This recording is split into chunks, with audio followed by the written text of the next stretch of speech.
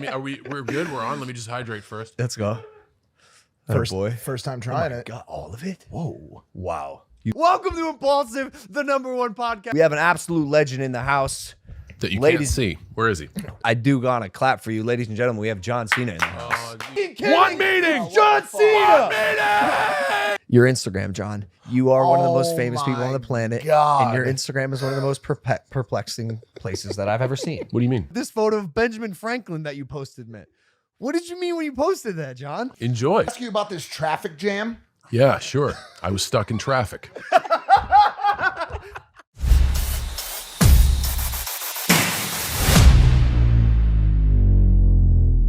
You know, It's unprofessional. we spent hours together today, and I don't need it. we just talked like two people I know. doing things two people. I know. But now it's my show, John. Yes, sure. Use your notes. Use your phone. We're good. We're on. Let me just hydrate first. Let's go. First time trying it. Got all of it? Whoa. Wow. You'd be fun to do a keg stand with. I swallowed it all. Yo, let's go. That's what she said. Welcome to Impulsive, the #1 podcast in the world. Thank you guys for listening, watching, viewing, subscribing. We have an absolute legend in the house. That you can't see. Where is he? He's not here yet. You have to shake his hand if you can actually see him, or subscribe to this channel. So subscribe if you want to see, ladies and gentlemen. I learned about all that vernacular. Subscribe. Hit the likes. Do the comments. Notification. Ding the bell. Ding that bell. Yeah. Thank you. Yeah, we just filmed What Drives You. I learned. That was you. I mean, you gave me a wealth of knowledge. I do the outros. I got about 30% of that, but that's okay. I could teach you, John, just like you could teach me, because you are one of the greatest wrestlers to have ever done it. I do gonna clap for you, ladies and gentlemen. We have John Cena in the house. Oh, you 2 times. It's just foolish. It's an honor, Mr. Cena. We're all clapping. We're all just clapping. I told you this while we were shooting, but ironically, every interaction I've had with you, you make me feel the most seen. John Cena makes me feel the most seen I've ever felt. Man, when you look at people and you shake their hand, you care and you're so genuine. Everyone says that. One meeting. Fucking kidding? One meeting. John Cena. One meeting. Sorry, someone has to be somewhere. That was probably the most important alarm of like, I gotta take my medicine. Probably. Something like that. Sorry. But yeah, through all your successes, inside and outside of the WWE, Didn't even skip a beat right there. traversing, I'm good at We do this shit. this. I do podcasts.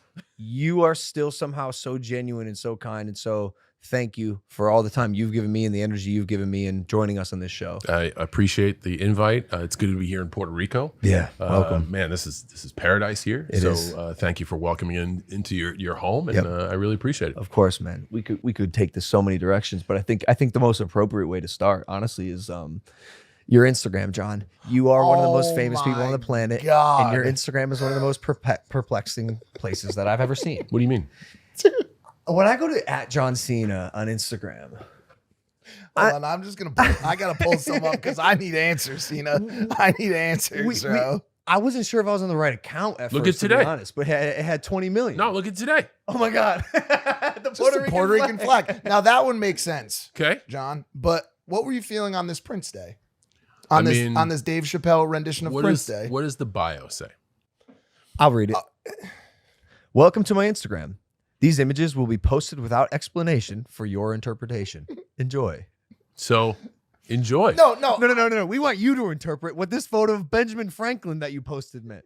What did you mean when you posted that, John? So, I never want to take away anyone's interpretation of the image. Why did I post that? Because I just read Poor Charlie's Almanac, which is a Charlie Munger piece, who admires and read a reference to biography by Ben Franklin. And it references a lot to do with Ben Franklin. And Ben Franklin found compounding interest to be extremely interesting. So much so that he took an experiment and put a certain amount in a fund and had it mature for a certain amount of time, and was able to fund a bunch of philanthropic projects just on compound interest alone. I don't think that enough people learn how to use money right. I don't know why we don't teach it in schools. And I got guidance on how to use money from Ben Franklin via Charlie Munger. So I posted Ben Franklin. Can I ask you about this traffic jam? Yeah, sure. I was stuck in traffic.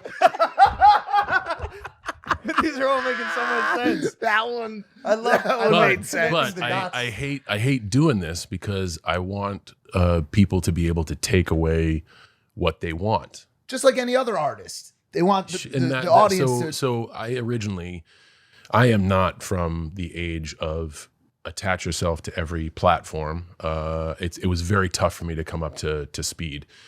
I contribute to Facebook, I contribute to Twitter, and then the WWE at the time when Instagram launched was like, you have to have an Instagram. It's like, all right, if I have to have it, I'm doing it my way. And the very first post is a post of a writer who was working with me at the time, Ryan Ward. It's a close-up of his mustache. And I didn't put anything, no tags, no nothing. And I said I'd never post a picture of my face, and I would never add any text, and I would just see if this could work. And it has become like art. And I think there's not enough vehicle for interpretation nowadays. Everything is presented and thoroughly explained. I want people to think for themselves. And I've dropped some serious clues and spoilers on there and like real inside baseball stuff. But if you're not looking for it, you don't know. And I don't care if you know, because that's not the point. The point is if you come to there as a forum, you can check out the images, you can get a look into my life, or maybe you can get a look into your own life. Maybe you see something in a traffic jam that I don't. Maybe you see something that Ben Franklin pitcher I don't. Stone Cold Stroganoff. And then there's Stone Cold Friday. It is a beautiful rendition of a way to use social media. It's actually amazing. Coming It's from awesome. you, that you, like I said, 3 sizes, man. I appreciate that. It's cool, and I'm not going to do this all day. Just one more. What did you mean when you posted this bear with 687,000 likes? What is this chubby little bear? I had just visited my family in Vancouver, and I spent 10 days being fed Persian food, and that's how I felt. You're the best, John. And that because it's in the snow, and that's kind of how I felt. Can we make this so good? Can we get serious for a sec on the social media thing for just one last? We weren't serious. We just didn't do that. I thought I was very serious. I He thought was that was serious about Benjamin I Franklin. mean, I was genuinely giving you my thoughts, which is very rare. I don't explain anything. Okay, leaving the artistic interpretation out of it, do you see any other innate downsides to social media that you don't like? Is there anything you steer clear of? Any platforms you don't like? Is there anything you just don't like about social media? Listen, man, there's things about life I don't like, so I stay away from that stuff. The reason I curate my Instagram the way I do is because I want to really be efficient with my time on that screen. And the reason I curate my Twitter the way I do, the reason we have the experience in TikTok that we do,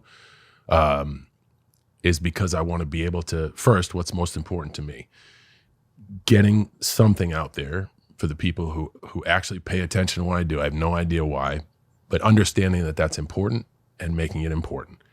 But also setting boundaries for myself. I believe boundaries are very important in life.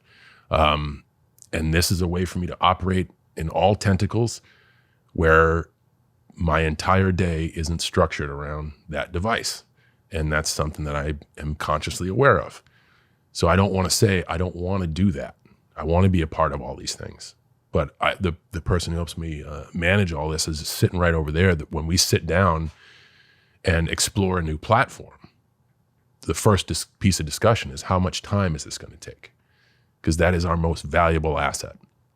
The time you gave me today in the car, that's a huge ask. Your time is super valuable. I was able to receive so much worth and wealth from that, and I'm grateful. I'd much rather be doing that than scanning to see what the world is about. I think social media is great if it doesn't make your life miserable. If something makes your life miserable and you continue to do it, man, I don't know what to tell you. Social media doesn't make my life miserable. I feel good about the messages I send. I feel great that I kind of have an art gallery in Instagram. I feel great that we can use TikTok for weird shit. And we're now using it as a way to look back on my life, but it only takes me about 10 minutes a week to do so. So 10 minutes a week. Do you know how many people in their chairs watching this just lost their minds. There are people watching this show that are spending 12 hours a day on their But phone. honestly, if it gives you joy, I'm okay with it. Right. Like, do what you love. Love what you do and be around those you love while you're doing it. There are people who do certain activities for that amount of time and have a lot of joy in their lives. If you're on your phone and you can fall asleep at night and feel fulfilled, who the fuck am I to say you're doing it wrong?